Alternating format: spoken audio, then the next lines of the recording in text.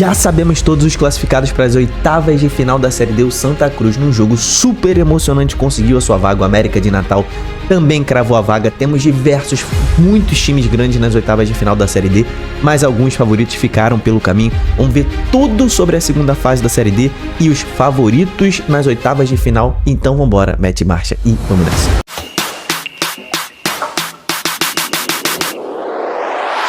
Fala, torcedores e torcedoras, fanáticos e fanáticos, eu me chamo Diogo Cunha, seja bem-vindo ao Torcedorismo. Aqui a gente fala sobre futebol todos os dias e temos lives também, então se inscreva nesse canal que a Série D tá na reta final. Vamos ter vídeo todas as semanas sobre a Série D, direto vamos ter vídeo, então não deixa de se inscrever, deixar a curtida e também o hype para levar os times da Série D lá no alto. Então, curtida e hype, muito importante. Vamos falar sobre o que aconteceu, cara, teve até confusão, meu irmão, teve muita coisa nessa segunda fase da Série D. Tiveram muitos jogos emocionantes, favorito caindo. Então aqui estão os resultados da segunda fase da Série D. Vamos falar um a um o que aconteceu pra gente trocar uma ideia. Tuna Luso já tinha tomado um esculacho do Maranhão no primeiro jogo. Se não tivesse tomado esse esculacho de 4-1 aqui, a Tuna poderia ter passado tranquilamente, porque no segundo jogo o Maranhão jogou muito mal. A Tuna Luso também não jogou tão bem assim, não fez tanta força, ainda assim conseguiu fazer o 2-0, pressionou até o final pelo 3-0, que levaria a disputa aos pênaltis, mas não conseguiu. O agregado acabou terminando 4-3. O Maranhão está classificado para as oitavas de final, mas o time do Maranhão não inspirou, principalmente nesse jogo de volta fora de casa, tá? Não inspirou muita confiança não, tá? Tuna Luso poderia ter conseguido essa classificação, tivesse um time um pouquinho melhor, mas o Maranhão se classificou para as oitavas de final.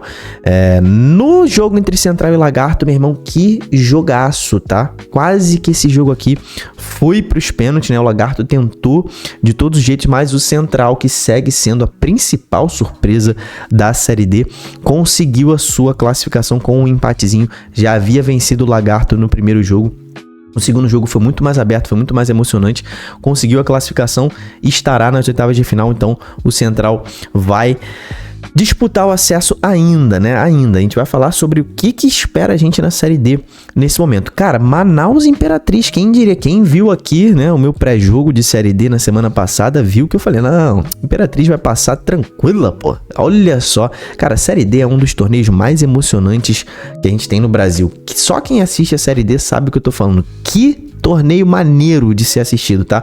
O Manaus foi lá e devolveu os 2-0 pra cima do Imperatriz no Maranhão, tá? Fora de casa, o Manaus foi lá, arrancou essa vitória, levou pros pênaltis, quando todo mundo tava achando que não, o lado psicológico tá todo do lado do Manaus. Manaus deve conseguir nos pênaltis, o Imperatriz deve estar com a cabeça baixa, deve estar sem moral. O Imperatriz foi lá e levou a classificação nos pênaltis. Futebol é uma loucura, né? Tava tudo apontando para uma classificação do Manaus, mas o Imperatriz conseguiu na Bacia das Almas vencer nos pênaltis, mas fica aí, né? O aprendizado para Imperatriz. Não é porque venceu o primeiro jogo fora de casa que o segundo jogo tá morto. Não, muito longe disso, né? Agora vamos falar do primeiro favorito que passou para as oitavas de final, América de Natal, com mais de 15 mil pessoas empurrando o América na Arena das Dunas. Conseguiu vencer, mas demorou para abrir o placar, tá? Conseguiu vencer Juazeirense num bom jogo do time, até que no primeiro tempo foi bastante estudado, como eu falei que seria, né? O primeiro jogo foi empate, então sabia que nenhum dos dois times ia de maluco pra cima, mas o América controlou a maior parte do jogo, abriu 1-0, né, com o zagueirão, né, o Lucas Rodrigues. Fez o primeiro gol que já dava a classificação para América. A Juazeirense saiu um pouco mais para tentar um empate que levaria para os pênaltis, obviamente, né? O América não precisou ficar tão em cima, mas aí conseguiu fazer um gol, o 2-0, o gol da tranquilidade do Gabriel Lima, atacante que havia entrado há pouco tempo, né? Próximo dos 40 minutos que o Gabriel entrou, fez o gol ali aos 45, 44 do segundo tempo. E o 2-0, que aí sim sacramentou a classificação do América, deu a tranquilidade e matou o jogo. O América vem como um dos favoritos ao acesso, segue desta forma, tá? É um time muito forte, com uma torcida muito apaixonada. Foi campeão recentemente da Série D. O América tem um dos times mais bem arrumados da Série D, tá? Mas ainda falta um pouco mais de ímpeto esse time do América. Tudo bem que num jogo eliminatório a gente vê, né, situações diferentes. A gente sabia que o América não ia pra cima igual maluco, né? Eu falei isso com vocês, porque se tomasse um gol ia ser muito mais difícil escalar essa montanha. Mas eu acho que o América ainda pode ser mais dominante tecnicamente diante dos seus adversários. Acho que ele tem essa capacidade. O Altos passou o carro no Independência, tá? Passou o carro, meteu um agregado de 8-2. O Altos também é um dos favoritos ao acesso, mas, cara, pegou um dos adversários mais fracos de todos, tá? Acho que era o adversário mais fácil. Independência do Acre demonstrou muita fragilidade defensiva. O ataque até que não é dos piores, mas defensivamente um time muito frágil, muito espaço. Altos tranquilamente tocando a bola sem fazer força nesse segundo jogo. Conseguiu fazer 3 gols. O Altos é um bom time, o Independência é um time fraco. Então acabou que o agregado terminou 8-2, mas também não quer dizer que o Altos não possa dominar adversários mais difíceis. Segue sendo um dos favoritos ao acesso aí, o time do Altos, que pretende voltar à Série C. Santa Cruz e Sergipe. Quem assistiu esse jogo, dá um salve aqui no chat. Meu irmão, torcida do Santa, mais de 40 mil pessoas na Arena de Pernambuco, deu um show, estádio lotadaço, tá? Impressionante o que a torcida do Santa Cruz faz. A torcida do Santa é uma torcida de Série A, né? Não merece estar na Série D. É impressionante o que essa torcida faz. Lotou o estádio e teve um roteiro. Esse jogo aqui foi o roteiro um dos mais emocionantes dessa segunda fase, tá? Teve de tudo. Teve herói, teve anti-herói, teve herói falhando, teve herói se redimindo, teve tudo, tá? Primeiro, o Santa Cruz tomou a iniciativa dessa partida, né? Precisava vencer, tava com a derrota nas costas, né? Tinha tomado 2-1. O empate eliminava o Santa Cruz e o time foi pra frente, conseguiu um golzinho contra que rolou lá, né? Matheus Henrique, se eu não me engano, né? Fez o gol contra. Matheus Henrique do Sergipe fez o gol contra para o Santa Cruz, abriu o placar. No segundo tempo, o Thiago Galhardo fez o que ele foi contratado para fazer, fez uma jogadaça ali pela meia esquerda, driblou 2, 3, chutou no ângulo de fora da área, um golaço impossível, tá? O Felipe Alves pegar aquele gol ali do Galhardo. Então, Alan Alves, né? O Alan Alves, Felipe Alves não. O Alan Alves, é impossível ele pegar aquele gol do Galhardo, um golaço, abriu 2-0. Tava classificando, a torcida ensandecida, Arena Pernambuco tremendo.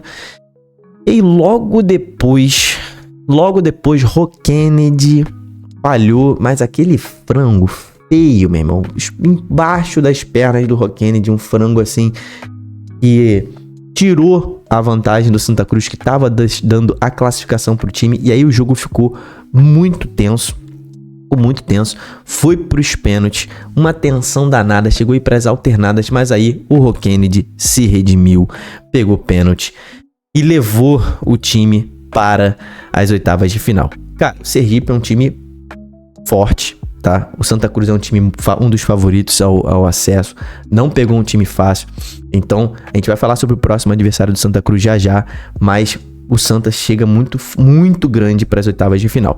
Manauara eliminou Sampaio Corrêa, venceu por 1-0 em casa. E o único time do Norte, tá? Classificado para as oitavas de final. É o único time do Norte classificado para as oitavas de final, né? Todos os outros foram eliminados, né? Se eu não me engano, o Manaus conseguiu eliminar o Sampaio. O Sampaio, hein, que caiu da Série C para esse ano, seguirá na Série D do ano que vem. O Asa, outro favorito ao acesso, eliminou o Ferroviário, já havia vencido fora de casa, dominou em Arapiraca e eliminou o Ferroviário, time cearense. Aparecidense, que, meu irmão, tem a melhor campanha da Série D, venceu fora de casa o Maricá, enchia a bola da Aparecidense, fez um jogo feio, quase rodou. O Maricá abriu o placar, a Aparecidense empatou, Maricá fez o 2-1 na reta final do jogo, tava levando pros pênaltis, mas aí no último minuto, Mário Henrique, tô com o Rô Kennedy na cabeça, Mário Henrique fez o gol no último minuto, tá? Que deu o empate pra Aparecidense, deu a classificação. Abre o olho, Cidinha, porque o negócio, o buraco é mais embaixo na Série D, tá? Goiatuba venceu fora de casa, era aí a zebra, e venceu fora de casa o São José, eliminando o time do Rio Grande do Sul. Goiatuba estará nas oitavas de final. Rio Branco e Luverdense fizeram um jogo, meu irmão, que deu porrada nesse jogo, tá? Deu confusão. O Rio Branco jogou muito bem, pressionou o Luverdense desde o início, fez 1-0 no primeiro tempo, no segundo tempo fez o 2-0, pressionou de novo, e aí já tava praticamente acabada, né, a classificação. Mas aí o volante Romarinho do Rio Branco foi expulso, o banco da Luverdense não gostou da falta, confusão generalizada, meu irmão, briga feia, tá mesmo? E no resultado a Luverdense teve 2 zagueiros dela expulsos, ficou com 2 jogadores a menos, o Rio Branco foi lá, fez o 3-0 e classificou o time do Espírito Santo nas oitavas de final da Série D, quem diria o Rio Branco representando aí o seu estado. Inter de Limeira quase rodou também, mas fez o seu dever de casa e eliminou o Marcílio Dias, mas a Portuguesa, uma das principais favoritas, rodou na Série D. Pra você ver como é que a Série D tá? A Portuguesa fez pressão o jogo inteiro, mas o ataque muito fragilizado. Só foi fazer o gol na reta final do jogo ali para mais de 30 minutos do segundo tempo. Levou para os pênaltis e o misto se classificou. O misto levando o seu estado do Mato Grosso para as oitavas de final. A Portuguesa ficando pelo caminho, pelo investimento que a Portuguesa fez. Agora a SAF da Portuguesa ficar na segunda fase. Isso aqui é uma tragédia para a Portuguesa, tá?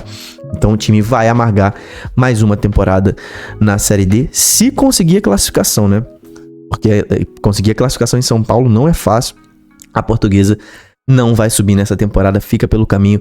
Um péssimo desempenho da Portuguesa, dá para classificar dessa forma, tá?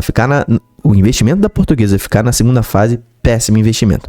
Cianorte atropelou o Joinville, mas atropelou. Não, o Joinville não viu a cor da bola, o Cianorte estará nas oitavas.